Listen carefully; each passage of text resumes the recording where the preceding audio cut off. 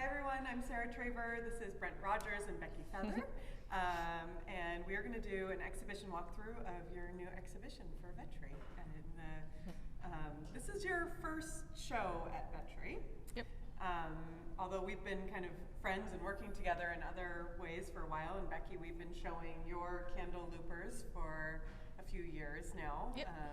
So welcome back. Thanks. So show title? Noodles. Yeah. Noodles. Noodles. Becky Well, came up with that. It felt like a word that sort of exemplified our approach to drawing and making and sort of like being free with our ideas and thought and process.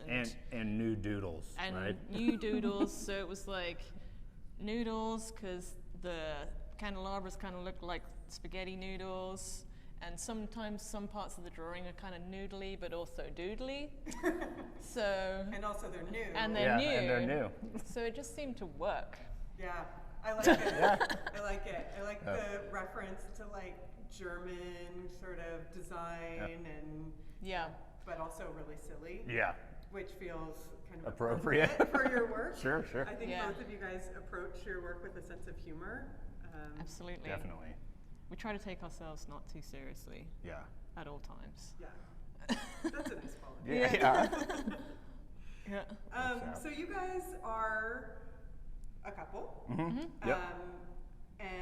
But these are sort of different bodies. You have different work represented here. Can you share a little bit about how you collaborate in the studio, or how you approach work as a couple, but then also doing independent work? Yeah, everything's pretty collaborative at this point, I think, even when we, have our own names on it. I think, Yeah. there's just so much back and forth that happens, and idea sharing, it works out really well. Yeah, we're super fortunate and lucky to be able to have a good working relationship and Yeah. life relationship. We have pretty similar interests too, so it's like a lot of our popular culture interests and artwork that we like and things that influence are pretty similar, so we kind of know almost automatically where each other are coming from.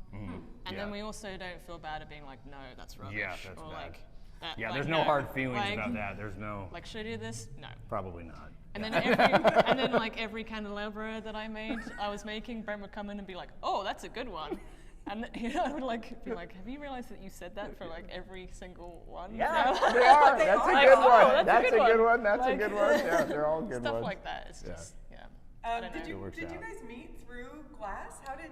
Yeah, we met up at Pilchuck, like many glass couples. So yeah, it's So you both came to glass separately and then yeah. I grew up here, fell and in love because similar interests. yeah, Totally. yeah. Yeah, it makes worked. things a lot easier Yeah. that way.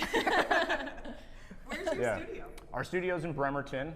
We moved out there 5 years ago now, and we have a house, and then we recently, 2 years ago, we got a little auto shop, like an old auto shop. So we're refurbishing that to be a live workspace. So now it's just it's a little chaotic in there right now, but eventually that'll be our apartment and studio. So yeah, Awesome. yeah, it's great. Okay, well let's walk. Let's see the work in the show. Maybe Sounds we good. can actually start with the lights in the window. Sure. So these are a totally new direction from what I've seen of yours. How did you come to this? They're really cool. So I wanted to make, sort of like thinking about the space and how the work was going to operate in the space. I wanted to make a light for the window just to sort of bring people in maybe a little bit, especially, or just like walking past here at night, just seeing what was going on in the gallery a little bit. But I wanted to make something that was sort of similar to the candelabras, and sort of part of my mindset about the candelabras is just about like letting material do what it wants to do. And I sort of found this wire that I was really interested in. I've always been really interested in just like the sort of materiality of objects, and the wire, when you just like let wire go and it just like spools on the ground and just, you know, winds around.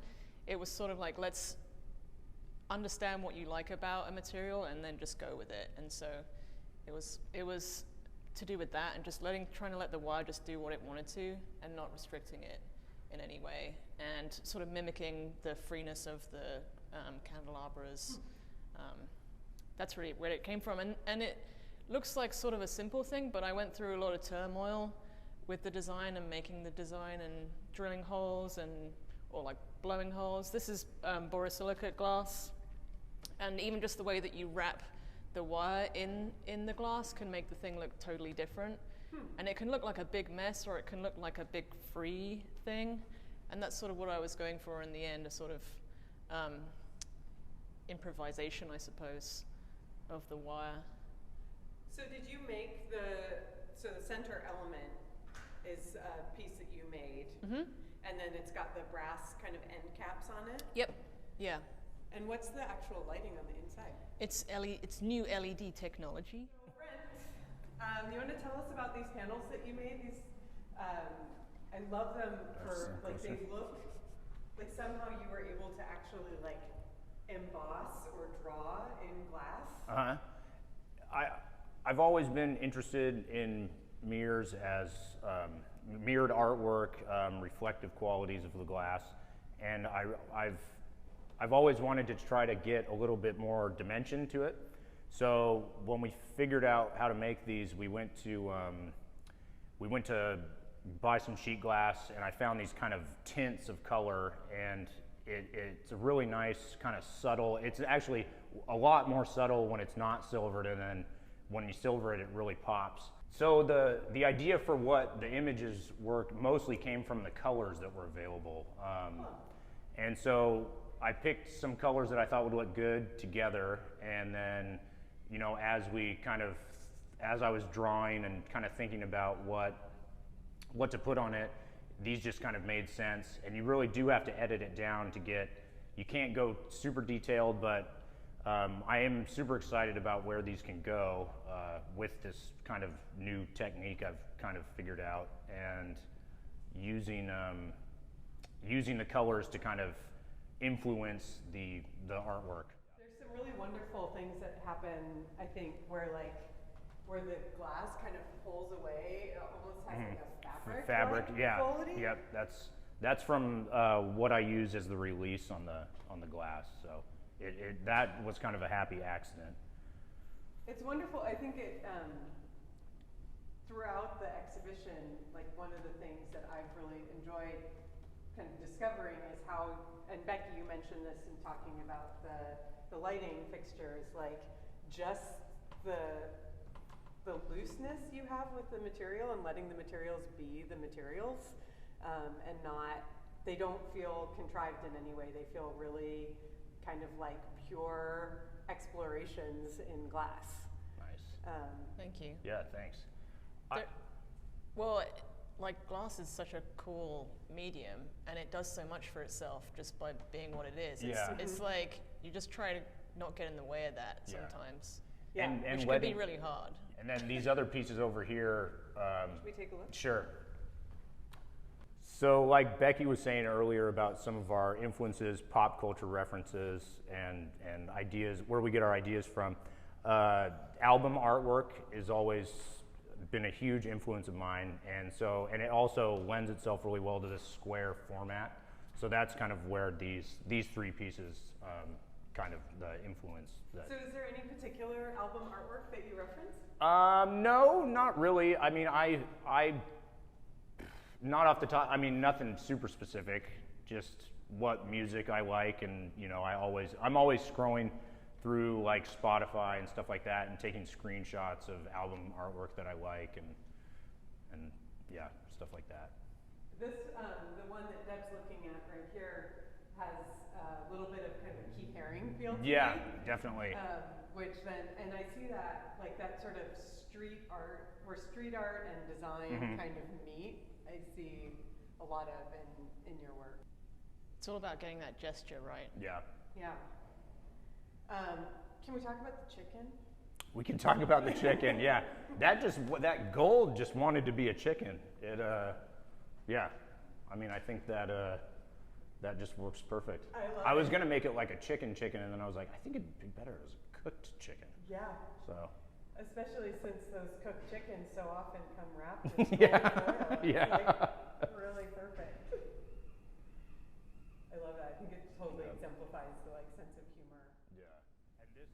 So you guys, we asked you to do this show on pretty short notice, and we asked you because we knew you were artists who could pull it off. Can you talk a little bit about sort of what that process was like to like conceive of and put together a body of work in a couple months? It's mostly panicking. Yeah, there was a little bit of panicking, but it's also really nice because you can't fuss over things. You know, you can't like, I mean, there's one mirror that didn't make it into the show, and it was the first one that I did. So it was kind of like, Helps you focus. Yeah, it definitely helps you focus, having the hard deadline, and yeah, it was pretty good. It was a good experience. Sometimes you need, you need a definitely. little fear to like spur you on. Yeah. And yeah, it was easier, I think, for me because it like the work that I made was sort of just a continuation of ideas, but your stuff was sort of like a totally new direction. Yeah. And yeah, it was nice that it worked out. Yeah, I think so. Becky, will you tell us about the candle loopers? Yeah, sure. I really like candlelight and being outside and eating by candlelight, and I wanted to make a candelabra. A lot of my work before had been quite anal and focused and really concentrating in on the glass and maybe being a bit too perfectionist, and I wanted to make something that was free and sort of perhaps improvisational, and I just started bending up and messing around and doodling with the glass, and that's sort of where this idea came from, was just sort of like a improvisation, I guess, and just bringing lines together and seeing how they can weave across each other, and then being able to make these cups for candles. Everything just came together, and it just was one of those designs that was just sort of flowed together pretty easily, and then you're like, oh, I made a nice thing. Okay, I have to ask this question because I know everybody who's watching is wondering, like, can you ship these? Yes, absolutely. So we can send them across the country? Yeah, for sure. I previously made them maybe a little more delicate, and now I've like beefed them up a bit, so they're definitely shippable for sure. They're made from a really strong material.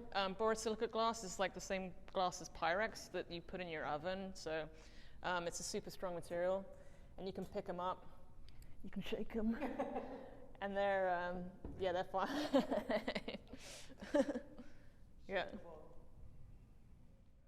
So this show will be up through the month of August, and it's part of Seattle's sort of new deconstructed art fair, which is something that came out of the pandemic and art fairs being canceled everywhere, and Seattle thought, okay, let's put together like kind of an event in the actual physical gallery spaces, so that there's, it's kind of like art month in Seattle, encouraging people in the most beautiful weather in Seattle to get out and look at art. So we hope that people will come by and see the show in person, and if you can't come in person, look at it online.